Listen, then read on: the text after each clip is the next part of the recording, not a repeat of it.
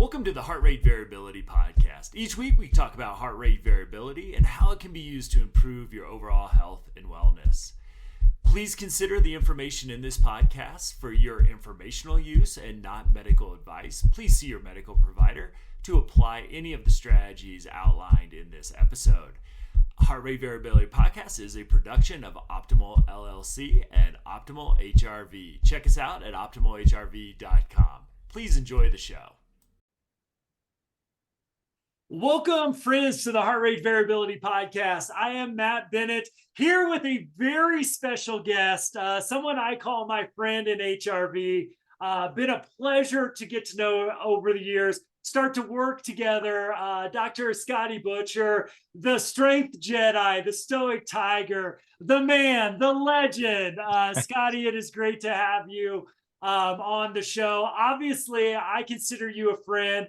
Have gotten to know and become a fan of your work and your loose interpretation of copyright over the years. I do a quick introduction of who are you, sort of what's your work, and then I can't wait to dive into HRV with you.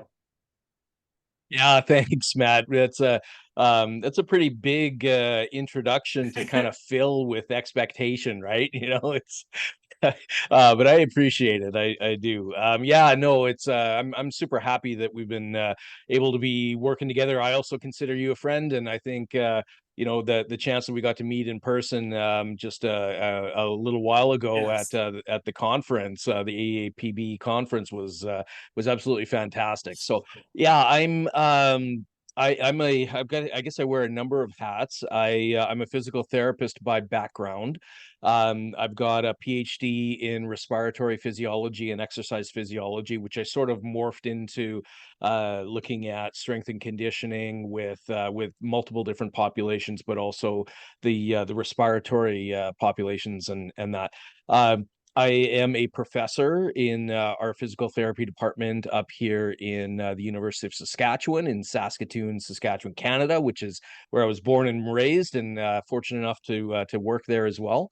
I spent a good portion of my university career, my professor career, doing strength training research, and it's definitely a love of mine. I compete very infrequently, but I do compete, and I do love it in powerlifting, and it's one of my favorite things to do. Simply because I can't get on the rugby pitch anymore and not fall apart, which is why powerlifting actually suits me really well, because you have to keep everything together with that one. Um, and most recently, let me just back up one little bit. I've also had a very long history of generalized anxiety disorder, sprinkled with some social anxiety in there. I would have, had I actually talked to someone, I would have been considered disabled by this at varying points in my life and my career. This started back in physiotherapy school 25 years ago, and that time we weren't talking about mental health, and certainly men were not talking about mental health. Yeah. And that. So it's went undiagnosed for a long time. But the reason I'm bringing that in is my personal and my professional worlds really came together when I started, first of all, addressing my concerns and actually listening to my body and my mind, and seeing a counselor that directed me towards mindfulness. And the direction towards mindfulness also took a professional turn, because at the same time I was starting to really listen to the stories of my research participants that were coming out of strength training programs, and we were getting amazing results in terms of their physical performance and things like that, all the things you'd expect. But what I wasn't capturing is the stories behind them. And I started hearing stories like, well, before the training program I couldn't do this, but now I can bend down, pick up the pots under the bottom shelf and use two hands to hold them and lift them up onto the cupboard and stand up without having to pull myself up. And I'm like, well, we need to capture that. And so I started going professionally down the path of resilience and looking into what defines resilience, and that quickly led me into mindfulness. And so my personal and professional careers really amalgamated around mindfulness. And then, of course, me being trained as a physiologist, I needed to understand what was the actual physiology going on behind the mindfulness that had such an amazing impact on me personally with my anxiety and the stressors that I've been having, that it led me down the path of going, well, what contributes? Like, what about it is of mindfulness contributes to the changes that you see not only in my professional and personal worlds? And that led me into looking at biofeedback and looking at HRV as a marker. Not that they're one and the same thing, but there's a definite strong relationship between mindfulness and mindfulness based practices and HRV based practices, and also led me into looking at other types of biofeedback, including CO2 biofeedback, so breathing behavior biofeedback. And so I most recently have done training in both of those realms, and I guess that's my personal and professional passion right now is about understanding how we can blend the psychology with the physiology, because you have to.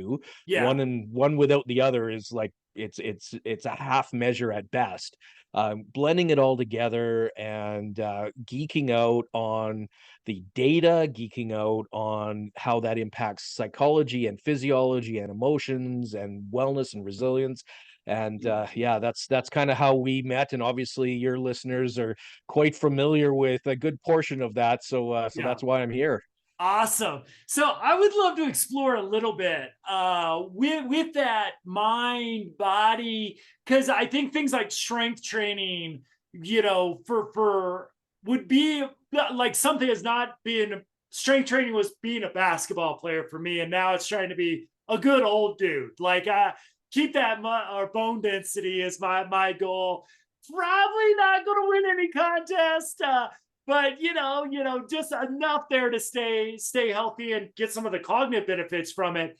So as you work with, like, athletes, and I love the idea that I want to give you a long runway for this one about the strength Jedi, because I know you bring those two together in a deep way. Something like, I think about strength training, I'm thinking totally in the body, like, all right, and that's just my bias of not being in that world. So how do you bring maybe that machismo of bulk and all that, and bringing that mindfulness in there as well? Yeah, it's super interesting, and I get this question all the time because, depending on who I talk to, some people that are sort of peripheral in this world, and especially that are really heavy into the strength training world, they look at, me combining strength and mindfulness together, and you just see the question marks go through their brains like, I don't really get it. There's Yeah. something that's not connecting there. The I guess there's several things around this. The mindfulness practices, as I know are practices around awareness, Yeah. right? And if we pair that type of awareness that with some physical practices, we come to things that are a lot more like Tai Chi and yoga and those sort of physical movement practices. And so that's been popularized. And so when people think mindfulness, I've had many people say, "Oh, so you must love yoga." It's like, no, I actually hate yoga myself personally. It's not my jam, right? It's not like basketball is not my jam, partially because I'm at least a foot shorter than you. And Yeah. part of the reason anyway. But yoga was never my jam. But the idea and what you can learn with mindfulness through any type of movement is fairly consistent. Now, there's a lot of the population of people that I talk to that are in the strength training world, but the interesting thing about strength training is it has a multitude of benefits beyond the physical and the physiological. It's like you said, when you said you would do training and you would engage in it because of the cognitive benefits. There are so many cognitive benefits associated with strength training, Yeah. along with all of the other physical benefits, including bone density, like you talked about. So it's definitely one of these things that we don't often think about as a primary outcome of doing strength training. But I really think, and from a physical therapy perspective, all of the rehab that I've ever done through my life, not only personally but professionally, has been based around people understanding the feel of what they're Mm, doing yeah. and knowing what that movement feels like, what it feels to contract your muscles, and what it feels like to have your feet balanced in one way or another way while you're doing a squat or a deadlift and that sort of thing. That's all mindfulness. There's Yeah. nothing not mindful about that. Right. So to me, it's always been a part of my practice, even though it wasn't called that. So to some extent, it's my way of practicing mindfully as well as getting the physical benefits. But there's another piece that I think that it's important to talk about, and it's the recovery piece. Yeah. It's the recovery from not only the set that you're doing, but between sessions. Hmm. So we know, of course, that our body adapts to stressors, right? You look at the stress adaptation model, the Hansel from the early 1900s or 1800s or whenever he was talking about that stuff, general adaptation model, that you impose a stress, you give recovery, you get adaptation. Yeah. Now, the strength training is a pretty significant stress. It's a use stress, right? It's a good Yeah. stress. We like this, but it's still a stressor. So we need a certain amount of recovery time. Now, can we and do we have optimal recovery? Well, some of this depends on well, a lot of it depends on the stress and the overall amount of allostatic load that people are under, which is really just, a fancy way of saying your total amount of how well your body copes with changing homeostasis and changing for, cycling around your baselines and things like that. Uh, if you're under a significant amount of stress, or you're being put through a lot of physical or emotional or psychological or some combination demand, that can actually impair the gains that you get physically, which, I mean, inherently that makes sense from a psychological perspective, that you actually feel differently psychologically and Hmm. emotionally. But there's some interesting research that says that actually, when you are undergoing a stressful period, that you won't get as strong, or you won't put on as much muscle mass, and you won't perform as well physically when you're under these periods of stress. So the idea of taking the recovery from the stressor, both again between sets. So you go and do 3 sets of 10 or whatever you're doing in the gym, and can you mitigate what your nervous system is doing from a stress perspective in that recovery time? And then can you stay in a relative safe zone, parasympathetic, rest and digest between sessions, so that your body has enough time to repair and adapt? Wow. So I think it's Yeah. really inherent in all of the things we're doing, which then leads me, and I'll say one more thing, and I'll let you comment, Matt. Yeah. You just blew my mind there, The but keep going. Keep going. Okay, all right, fair enough.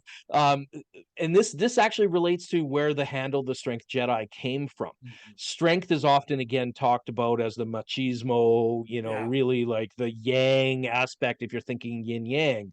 But there always has to be a balance there, because it's not about strength is not about, just going total. You can edit this out if I can't say this, Matt, but total ape shit on on a weight, and being the whole Yeah. time.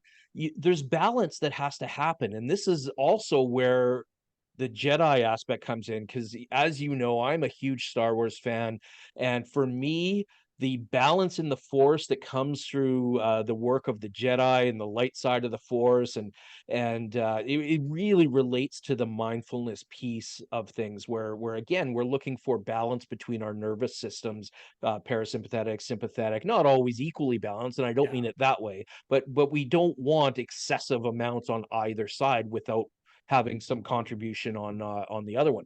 So it's that, but then the strength aspect again can't be purely that all out sympathetic. One of my favorite quotes, which I'd say is my mantra, and I'll leave this part after this.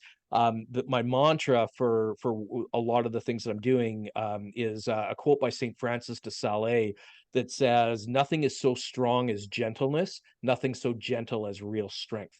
And I Oh, think it's that controllable strength that really provides the power that people can have, and that does relate to a regulated nervous system. So this is where it all kind of ties in, and that's where the handle comes from. And yeah, it's obviously I could just keep going and going and going, but Well, I'll let you have a I chance. got to jump in here because I think, one of the things, having sort of grown up in weight rooms as an athlete, and as a coach's son, and as a really skinny, awkward, needing to put on bulk and never really being able to do it. I got fat once because I was eating ice cream with, back in the day, you just carved up to the extreme if you wanted to put on bulk, and it just all went straight to my stomach and nowhere else in my body.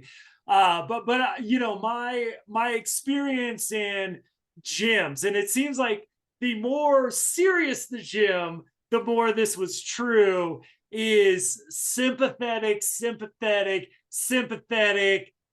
pose, look in the mirror, and I'm stereotyping a little bit, but it's really been and I was guilty of it as well, grunting a lot, really almost, now that I look back on the breathing we did to max out, obviously you're engaging sympathetic. So are you actually working with folks to do mindfulness, dare I say, maybe even some resonance frequency breathing, like between sets? Is that where you're going with folks with this? Yeah, man. Yeah. Oh, I love it. Yeah, it's, I think you gotta be realistic and careful. So I'm gonna just qualify what I'm about to say with this, is that, you come out of a heavy set. Anybody that's done a heavy set of squats or Yeah. deadlifts, and let's say it's like 6 or 8 or whatever, you're not going into resonance frequency, like dropping into it as you stop. If you are, man, I don't know. I'd worry about not only your mental Yeah. capacity, but also and I'm joking, obviously, I'd actually worry about you passing out, to be Yeah. honest. Yeah. Yeah. But I do think once you do start to come down physiologically from some of these heavy sets where you do have a raised oxygen demand, Yeah. you're going to breathe heavier, you're going to breathe faster, you're not going to be in resonance frequency, you're potentially over breathing for the metabolic demand, which is going to lower your CO2 levels. And we know that all of these things are counterproductive when it comes to engaging the parasympathetic nervous Yeah. system and the vagal drive.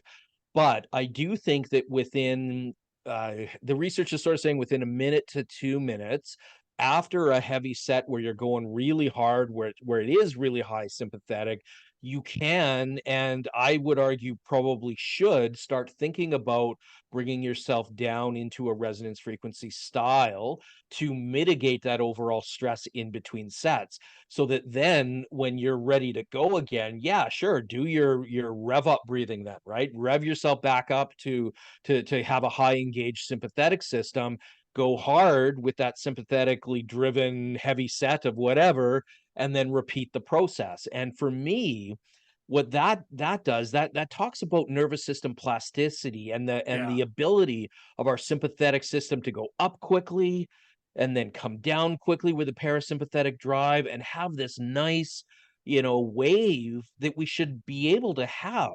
And so I think this really fits well with resonance frequency, heart rate variability biofeedback, Yeah.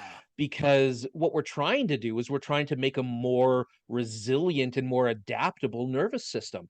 And yes, a lot of people need to do the parasympathetic side of that, but there's a lot of really good research in PTSD as well as chronic pain where they actually are impaired on the top end sympathetically as well. So Yeah. the sympathetic nervous system is impaired. So they're sitting at this high level of sympathetic, but they can't really move, right? You can't go up to sprint across the street or to run away from the Yeah. bear or to lift the heavy deadlift. They Fascinating. kind of move a little, but they never come back down either. So it's kind of like trying to teach people to move up and down when you need to. Yeah, and that's interesting because you'll see a lot of that with, my work with individuals with complex trauma. Is you'll see this interesting out of lower cortisol levels, which you would think the sympathy, but it's kind of that different set point that we can actually measure in very different ways. And it's just like a whole, almost a unique sort of nervous system that is maladaptive and some regular, where we'd want it to be in a school setting or other places, but obviously was really adaptive for survival in those situations. So it's interesting that I see that in very different, like residential treatment settings, very similar things, maybe getting to there in a different way, but fascinating that how our nervous systems adapt over time in that way. Totally.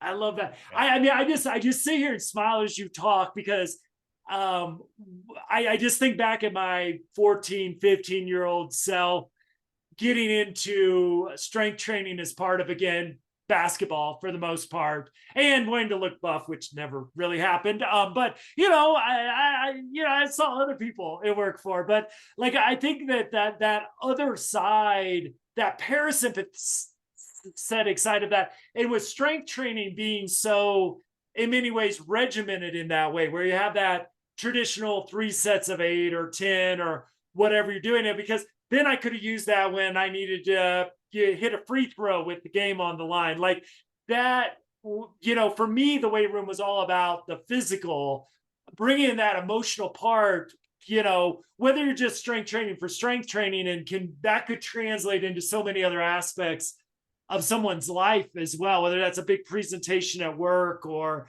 a range of other stressful events. I just love that, what you're teaching there. Yeah, thanks. I appreciate that. And I think, thinking about some of the other theory that this is all based on as well, you look at the Yerkes-Dodson curve, Yeah, the arousal and engagement curve or performance curve. I mean, we know if you're going too sympathetic, like yeah, obviously the curve is going to be balanced depending on the activity that you're doing, and a heavy deadlift versus a free throw, they're yeah, very different levels of engagement needed, and so that curve might look a little bit differently for each of those activities, but there's still a side of that where there's too much engagement. There's a yeah, side of it where you're too ramped up, you're too going ape shit in your head, and you're just like, yeah, it's that anxiety, and that's where the regulatory piece comes that says, okay, don't just go full sympathetic. Like, have the ability to teach your nervous system, especially the ventral vagal, if you yeah, believe in and follow the polyvagal theories, that if you have your ventral vagal engaged while you're doing all of these sympathetically yeah, dominant activities, that keeps you at that top of that curve, keeps yeah. you in that zone where you can perform the best. So one of my big fascinations is, which I haven't seen in my, as not being an expert in this arena, but being in the orbit of the wellness health arena, you see this fascinating research on strength training and cognitive ability. I think the neurogenesis and other like new brain cells. Like, did you have you seen any of the why behind that? Is it just you're getting physical activity? There seems to be something almost inherent to a human being that strength training, maybe evolutionarily, we were doing more things like that. And we're tapping into something. I don't know if you have any science or personal theories about how maybe doing curls and bench press and squat, like where does that connect to that prefrontal cortex? Because I don't necessarily see the strength Jedi approach leading to that, which would make a lot of sense to me. I just see people strength training have larger prefrontal cortex and healthier brains. So do you have any thoughts on why we're seeing some of this amazing stuff sort of coming out of nowhere, in my opinion, of like, wow, I never would have guessed this if you would have asked me about it. Yeah, it's really interesting. I'll preface this by saying I mean, I'm certainly by no means a neuroscientist, and I've done a ton of reading along these areas in terms of what's happening neurologically as well as psychologically, but it's definitely not my primary area. In terms of what things going on, I think it does come back to evolutionarily that we are designed to we're designed to be these sprint related creatures that do a lot of low intensity, but movement, Yeah. right? Not sitting on the couch. I don't mean Yeah. your low intensity activity sitting on a couch, binging Netflix and Yeah. eating a bag of chips. It's like moving, walking Yeah. all the time. But then there's the phase of what we have to do to keep us healthy, and keep us alive, because we have to fight the cheetah or the bear Yeah. or run away from it, or some combination that that predicts our survival, right? Yeah. And then you can talk about the freeze and the fawn and everything else that kind of comes along with that, that is designed for our protection. But when we think from an adaptation perspective, we have adapted as humans to be able to do that. So really high intensity activity followed by lots of low intensity recovery. Our daily lives don't do that, right? Yeah. We sit at our desks, we eat our potato chips, we drink our caffeinated beverages, and and that's what we do. Yeah. And I think we're under serving our adaptation by not doing higher intensity work. So it's not like it's enhanced, is like you can become a superhuman by doing this. I think you're just becoming the most evolved version of a human Yeah. by doing a lot of this stuff. Now that's just all theory, and but there's some support to the idea that this high intensity work Yeah. causes more neuroplasticity. Now, the mechanisms there, I could speculate, but I probably won't. It's more just that, let's look at multiple sclerosis, for example, or Yeah. Parkinson's. Some of the treatments that we have for those individuals, I mean, exercise is at the core of everything that we do there, Yeah. but some of the interesting research says that this higher intensity, like higher intensity intervals, for example, um, results in more cortical plasticity. And so if you're really trying to get more of your prefrontal cortex activated, work on cognition, work on the functional connectivity that's going to enhance your parasympathetic nervous system, I think you require this high intensity work to be able to challenge it. Awesome. So let me bring it back to me, because that's what this is all about. Of course it is. So you look at somebody like myself, who is honestly not gonna. I genetically, I was probably never going to be a bodybuilder. Never, I had some decent maxes on bench, but my arms are so long. I think you should get like more credit for every inch you have to go up and down. And I never got a chest of any decent size either. So I was proud of some of those things, but now, late 40s. Yeah, I like to snowboard. I like to hike. I want to be active. I want to be functional. Really, I'd love to be functional for the next 50 years. Like, I want to play pickleball on my 100th and birthday. Like that's kind of my goal in my life, is to be functional as I grow old and really enjoy the things I love in life. So I go into the gym 3 times a week, 4 times a week, kind of every other day when I can. What would you encourage somebody like me, who's like, yeah, this is Matt. Like, I want to be healthy. Yeah, I'd love to flex. And somebody say, well, Matt, you went to the gym. It looks like you got a bicep there somewhere. But what would you encourage from a functionality standpoint, for a lot of our audience, probably who come from like maybe more of the mental health approach to this, or the wellness approach? What would you help someone like me, who longevity, long health, wellness, functionality? How should I go to the gym to improve my heart rate variability, to get that big prefrontal cortex? Awesome.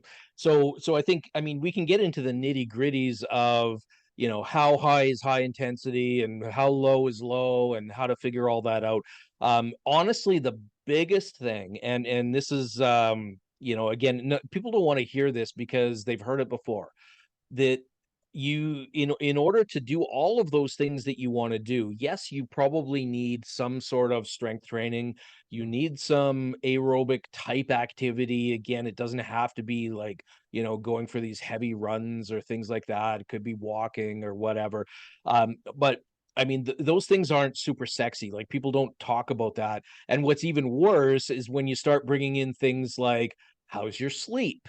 Yeah. And what about your nutrition? Yep. You know, I hear you saying you're eating a bunch of ice cream. Well, that's Yeah. probably not super adaptive, Yep. in a positive way, right? Not that you're doing that now, of course, but but I think you look at the overall lifestyle has one of the biggest impacts. And the research is pretty clear Yeah. that if you want to drive HRV up, you want to have a healthy approach to life. It's a combination of all of those things Yeah. put together. So I'd be remiss if I didn't say that, even though it's not the sexy version of what we're No, I talking about. It's appreciate not that. data Yeah. driven, but it's important. It is important, and I don't want to minimize that. Now, the fun stuff is start talking about the ins and outs of this. And so Yeah. I honestly think it's that similar to what I said before, that you're doing something on the aerobic side, something on the strength side. Yeah. And so aerobic activity, 5 days a week ish, somewhere in there. Again, it doesn't have to be you're going for a heavy run. It could be a walk 5 days Yeah. a week, and that's fine. Um, you also, when we talk strength training, 3 to 4 days a week, so you're on par there. I would prefer most people to think in terms of multi-joint and multi-component exercises like squats and deadlifts and bench press and bent over rows and carries, like farmers carries, those sorts of things, pushing a sled. Like, those style of things are your big bang for your buck exercises. They drive up your growth hormone, your testosterone, which is important in both men and women, from an adaptation perspective. And it's those sort of things that'll dip your heart rate variability down acutely, which is what you want. Yeah. You want heart rate variability to drop acutely, and then you can work on the recovery between sets. And so I think it's the big bang for your buck exercises. Don't be afraid to go heavy, but if you've never done these, don't just go to a gym and think you're going Yeah. to go do some squats. Hire a coach, to teach Get you how on to the do this, or a physical sled. therapist or someone. Yeah, and just load it all up and go. I mean, that This then is you're probably where if that you hadn't disclaimer seen a comes in somewhere. yeah, Yeah. exactly. If you haven't seen a physical therapist to teach you how to do it, you're going to be seeing a Yes. physical therapist after because you did too much too quickly and you got injured, right? So having a good coach to help you through that is super important. But I do think you can follow some basics, and nowhere in there is there that I say that you have to do things like a bicep curl, because I mean, when you start doing these multi-component exercises like a bent over row, for example, or any sort of rowing or pull-ups Yeah. or lat pull downs, those sort of things, they involve your biceps as well. And so there's not really that much difference in terms of the growth or the strength that you Interesting. can get by doing these multi-component exercises versus like a single bicep curl. But you get so much more benefit from other muscles in the movement patterns when you do the multi-component exercises. And is there any benefit? Because again, being not an expert in any way, but having this inner and my realm of consciousness, I read some stuff a while ago for folks maybe like myself who aren't necessarily training from a strength perspective. Functionality is my goal, longevity. Like the push, like let's say I'm doing bench, like paying equal attention to coming back down. I know there's a name for that as going up. Is there any like thing that folks can pay attention to maybe slow movements versus what we think about and going up and down as quick as we can? Yeah, it's a good question. There's a lot of nuance there. What you're talking about on the way down is the eccentric component There of you the go. lift. Yeah, So that's it's the it's the vocab word. lowering component. Yeah. Yep. So it depends on what you're trying to do. So I actually really like focusing on the eccentric with the clients that I work with and myself. And it's not, some people will say, well, the time under tension is higher, and so you could potentially get more muscle growth with those things. Now, that might be true to a certain extent. What I think actually is really important on the slow eccentrics is it develops movement control, and Mhm. what it requires is a lot of concentration and focus and Yeah. attention to what you're doing. So it's, to Interesting. me, it's a more mindful way of training than just Yeah. blasting these out. So but having said that, I'm going to flip on and say the other side of it. If you do really fast contractions on the what we call the concentric phase or the pushing phase, then that develops more power. Now, power in the muscle is sort of the combination of force and velocity. So it's the combination of the resistance and the speed of movement. And that has a higher relationship with functionality. And, if you're trying to prevent not being able to get off the toilet when you're Yeah. older, functionality is Yeah. massively important. So if I'm teaching someone how to do squats, it's a slow lower, mindfully aware lowering down under control, but then can you spring up fast? And so it's Fast. that Yeah. combination that tends to be a nice little sweet spot. But in reality, going slow on both can be fairly effective from a functional perspective, and way more under control and less risk of things happening that aren't good, like tearing tendons and muscles and things like that, if you do go slower versus just, the really Yeah. fast. So I never recommend the fast up and down. So let's bring heart rate variability. Now that we got Matt's workout all fixed, so I appreciate that individual coaching. You got Let's it. heart rate variability, heart rate. You mentioned heart rate variability, biofeedback already, but bring that into the strength Jedi approach, the Stoic Tiger approach. Where is HRV? Bring that into these equations of how does that inform your work? How does that help you give feedback to folks on their training, their goals? Yeah, awesome question. Yeah, it's I think, you look at the different ways to train. And again, from a physical perspective, I say something aerobic-y, something strengthy, and you're good. And you get both the mental and physical side of the benefits there. What I talk about when I talk about HRV training, it's, for those that aren't aware of, I have to explain what HRV is. They don't Yeah. really have an idea of what this is and why it's important. Some people look at, well, you're just telling me to do breathing, right? And they start saying things like that. And it's like, no, no, no, no. I mean, there's breath work that you can do. You can Google how to do that, but that's not the nuanced approach that will actually do the same thing that you're doing when you go to train in the gym and do Love it. squats and deadlifts. Love it. The HRV resonance frequency, low and slow, ensuring not over breathing, all of that nuance, you bring all of that together, and it's like setting the optimal training load for your brain. Yeah. So I call this nervous system gym.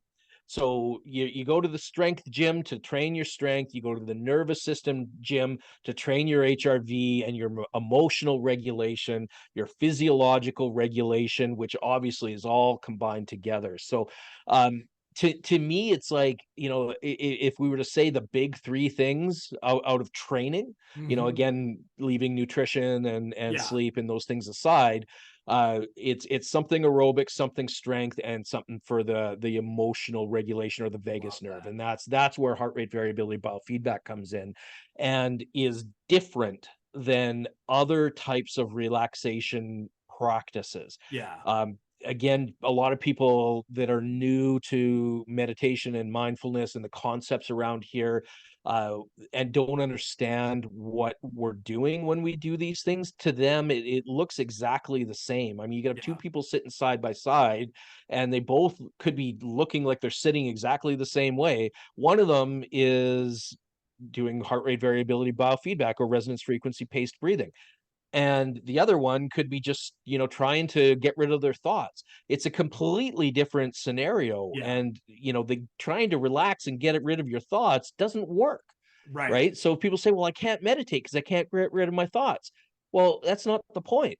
The Right. point is not to do that. That's actually wrong, Right. because you're trying, and the act of trying is a sympathetically dominant activity, Yeah. right? You're trying to do something and then you get frustrated because you can't do it because you have all these thoughts that keep coming in, and you don't realize that's just what your brain does. Right? The process of doing all of this stuff is about focusing your attention inwards, noticing whatever else is happening, coming back to that attention and not judging yourself for it. And that attention, in the case of heart rate variability biofeedback, is on the breath and low and slow in that Yeah. paced style of breathing at resonance frequency. It's kind of like, I say to individuals that understand the gym, it's like saying going in and doing a set of deadlifts, but you're at 10% of your maximum strength if you're not doing it the right way. Well, what's the Yeah. benefit there? Most people that have gone to the gym and said, well, I'm only 10% of my strength, I'm not really doing anything, am I? I'm still Right. going through the motions. I'm still moving. It's still a deadlift, but you're not training at the load that's optimum for what you're trying to do. Right. And so this is why this is what I how I explain to them. Yeah, go do some, you can talk about doing breath work and all these things, but it's like doing a 10% deadlift, Yeah. or maybe it's a 30% deadlift. You actually don't know, and that's the point, is you're not optimizing what you're doing to get the research and evidence-based approach that comes with resonance frequency breathing and the biofeedback. So it's setting the optimum load for the nervous system gym. Awesome. I love that. I love that. So I love your work. It's like, I love that. I mean, how you explain things just, I think is so beautifully done, and as also a Star Wars nerd, yeah, I could see it all waved in, and as somebody who's a fan of the Tao tradition, all that just mixes in there in a beautiful way. So I got two questions for you. One is, you shared a little bit about your personal journey, and I got to admit, having known you virtually for we spent like a week in Ina's class together, which was just a game changer for me. Every time I get to listen to our friends speak, just I learned so much. And then meeting you at the conference in person for the first time, like, social anxiety would not have been in the like top 100 things I would have thought you would have struggled with in your life. So obviously, so personable, so friendly. As somebody who sometimes just wants to crawl into my introverted cocoon, I would say I would be more at that end of the spectrum than you were. So I just kind of wonder, like, both from the physical health perspective and the mental health perspective, sort of HRV biofeedback, how's that helped you sort of on the journey that you shared a little with us in your intro? Yeah, great question. I often get people very, very surprised to hear that I'm an introvert, Yeah. and I'm a very strong introvert. I really recharge. I mean, introversion, extroversion, as we know, isn't about like, can you be charismatic? Well, introverts can Right. be charismatic, as you know, Yeah. right? I mean, I wouldn't have said you were an introvert Yeah. either, right? But it's, you can be charismatic, you can be outgoing, but you recharge in a very personal Yeah. way, right? So there is that, and people are surprised to hear that I'm an introvert. But they're also surprised again to hear that I have a lot of social anxiety, to the point where it's been disabling. Uh, the the aspects of what I've done, I'm not going to narrow it down to a single thing that's helped, because it has been a progression over time. Um, I had some really good counselors that helped me understand things from a cognitive perspective, but it wasn't until I was exposed to mindfulness, and as part of mindfulness comes along the concept around changing your breath and paying attention to your breath. So I mean, mindfulness is not the same as changing your breath. It's paying attention, but a lot of the practices that people will engage in while they do that is around breath manipulation. And it really was the combination of mindfulness and really then understanding that really what I was naturally doing when I did change my breath was coming very close to my resonance frequency pace. Mm. And I did that naturally. And I find a lot of people will naturally find the most comfortable pace if you tell them to be mindful of their breathing and be mindful of what they're doing and pay attention and try and find a breathing rate that's really comfortable, that makes you feel good. I mean, you might be working hard or you might be really concentrating and focusing, and that's part of the process, but it makes you feel good when you're done or while you're doing it. A lot of people will come sort of close to their resonance frequency. So for me, it was the recognition that, oh, not only was I being mindful of my breath and starting to tune into the present moment, starting to forget about all of the future concerns, which is the anxiety, Yeah. worrying about, oh my God, about to go into a conference where there's 500 people, around chairs and around posters and all of this stuff. And, I would walk into those and I'd turn around and I'd walk out, or I wouldn't even go because I'd be too much. No, no, no, that's too much for me. Now it's a matter of me understanding, okay, first of all, I understand that physical sensation that I'm feeling, the Yeah. physiological sensation is anxiety. That recognition is super important, because when it then does, it says, oh, okay, well, it's not actually me truly being scared. It's that I'm anxious. And what that does to my body and me physiologically can be mitigated by doing the work that I know can get me out of that fight or flight state. Beautiful. So I drop into resonance frequency breathing as I'm walking to the conference, or before I go in, or if I'm starting to feel a bit dysregulated, a bit anxious, I walk out, I go sit down and I drop into my resonance frequency, and then I can come back. It's about creating safety for yourself and the permission that that's okay. It's Yeah. okay to do those things because you need to do them, right? So for me, anytime I go into a social circumstance where I know there's going to be the chance that I'm going to become dysregulated, or I'm feeling it ahead of time, or I'm nervous that I'm not going to be able to cope, I fall back on my resonance frequency breathing.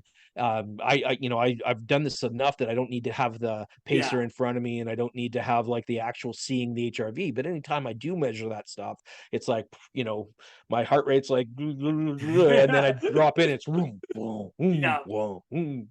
Like it's, so I know what it's doing, and I know that I have that skill set that I can mitigate the fear that my body or my brain is interpreting the physiological signals as fear, and anxiety, that I can cope with it, and I can drop into a sense of safety. And that's honestly, that's what I do. I do that on a daily basis. Every time I feel any of the anxiety, social or otherwise, it's like drop into resonance frequency and I start feeling better. I love it. I love it. Okay, so my final question here is off the rails. It's not, you can say, Matt, just shut up. But you should never ask this question in a podcast. But I think you were in some of these workshops with me. So for our audience, we're not holding either Matt or Scotty accountable to what future science is going to tell us. But I got to ask the question because I've been obsessing about it ever since. And it's how we do resonance frequency contractions of muscles. Now, you probably see where I'm going with this, because as the person who's lifting for wellness, I could almost see if I'm on one of those machines and I'm doing like my resonancy frequency, like the push, the pull. I don't know. I'm not saying it'll be, but I just like, I'm sitting in there and my mind is being blown. And I hope to bring more and more of this science to the podcast, because I think it's like such a really cool area. And what the heck's going on there? I want to learn more about for my own curiosity. But I just wondered, because I think you were at some of those workshops, you saw some of that as well.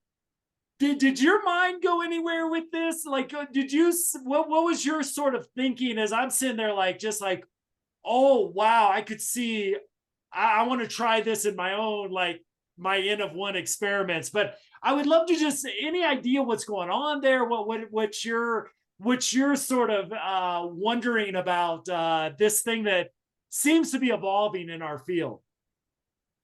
So many questions, and yeah, I was in all those. I made a point to go to those because obviously, looking at some sort of an exercise that involves muscle contraction Yeah. along with all of this stuff is super fascinating to me with the background I've got. um I mean, short answer to all of this is you're right. The science isn't clear as to what's happening, what's optimum. Like, there's so many questions that we Yeah. don't have answers to when it comes to this. But what's really, really interesting, so I look at this from a training as well as being a physical therapist as my background. I also think about some of the practices that we do that involve gentle movement. Yeah. Yoga Absolutely. as an example, but Yeah. talking about, I've got something wrong with my shoulder, and so a physio gives me an exercise for my shoulder, whatever Yeah. it is, it doesn't matter. But what if you timed your movement along with resonance frequency, and you did that with your breath as well? And Yeah. so would that enhance your parasympathetic drive? Would you get your low frequency power to the highest level, just like you're really trying to do when you're doing your biofeedback?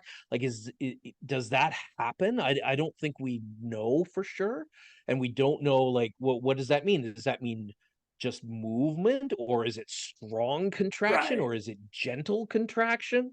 Is it does the same thing apply when we're talking about that 10% of maximal strength deadlift versus 90% of maximal Yeah. strength deadlift? I mean, I would find it very hard to imagine that when you get to the 90% maximum strength squat or deadlift or whatever exercise, that you could maintain a resonance frequency style with that. Right. Not only muscle contraction, but also breath. I mean, you'd have to have some massive tidal volumes Right. to get the ventilation you need to Yeah. sustain that level of exercise and stay at resonance frequency. I think that's counterproductive. I think it's two different mechanisms, because again, we're talking about ramping up the sympathetic when it's really high activation, Right. and not ramping the parasympathetic, although you do want that vagus, ventral vagus. And so again, there's lots of questions there that we don't have answers to.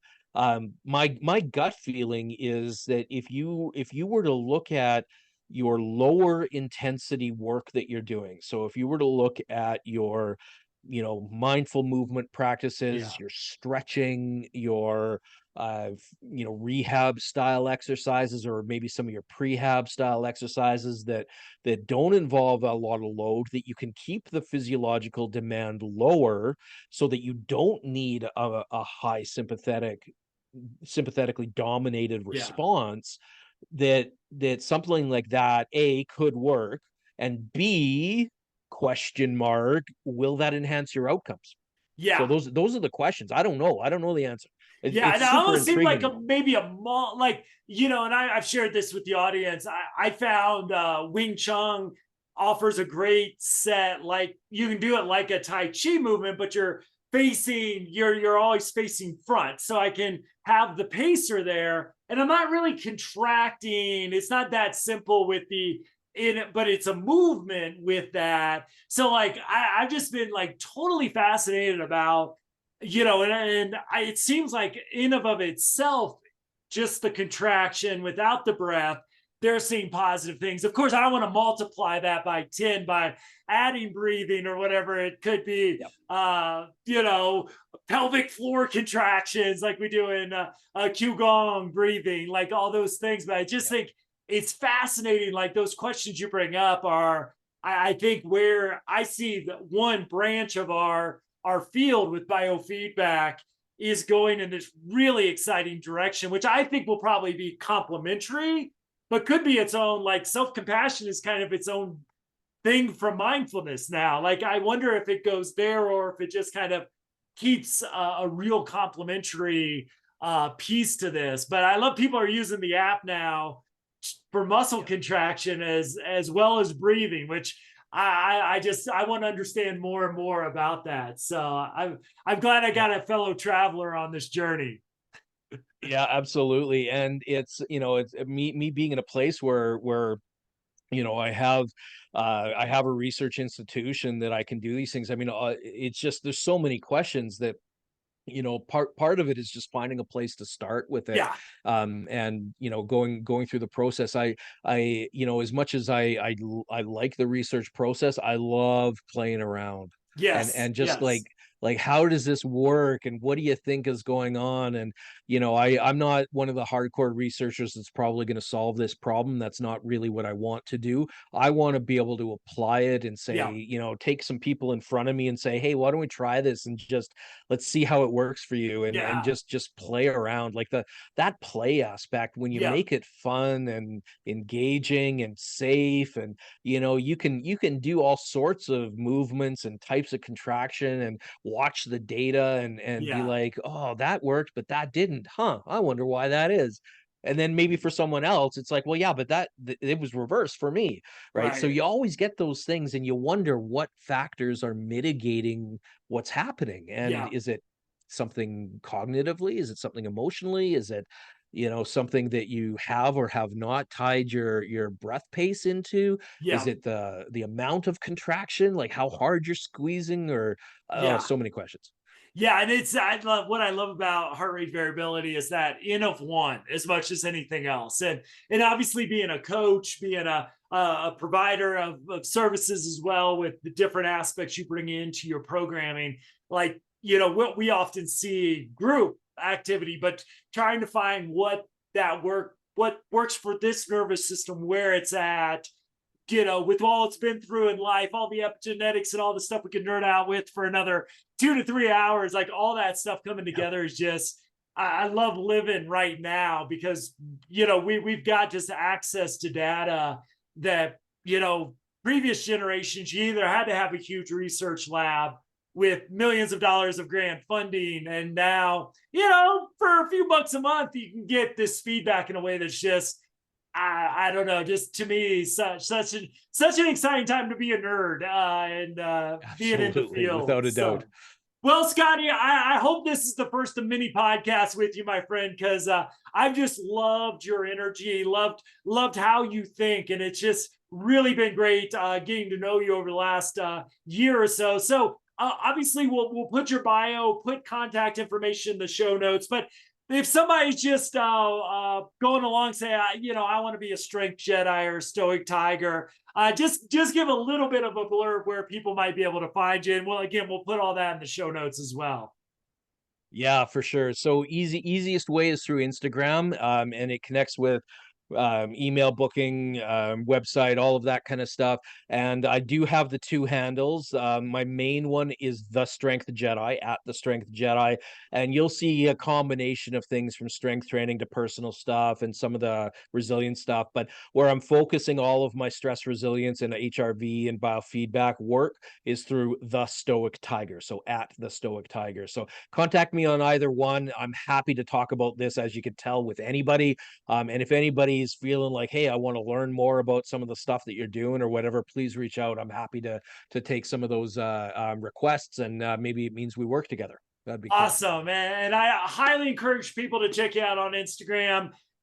Unless you feel horrible about your lack of presence, this guy on Instagram, and then you just make me feel bad about myself because what you do is what I know I should do. I know you give a lot of credit for your wife bringing that side out of you, and Yeah, that's right. you're a good role model for me to get my butt on there a little bit more. So, Scotty, I really I'd appreciate. love to see your face on there, man. I know, I'd love I to know, see I it know, more. I know. And now Threads is out there, so I got to learn Threads, and I Yeah. know, I know, I know. I got to get there. But Scotty, my friend, thank you for being an inspiration for all your amazing work. It's an honor to call you a friend and a fellow traveler on this journey. So, but like I said, we'll put Scotty's information in the show notes, which you can always find at heartrateVariabilityPodcast.com, or check us out at optimalhrv.com. You can find the podcast information there. Scotty, thanks so much, my friend. I can't wait to find another topic to cover with you in a future podcast.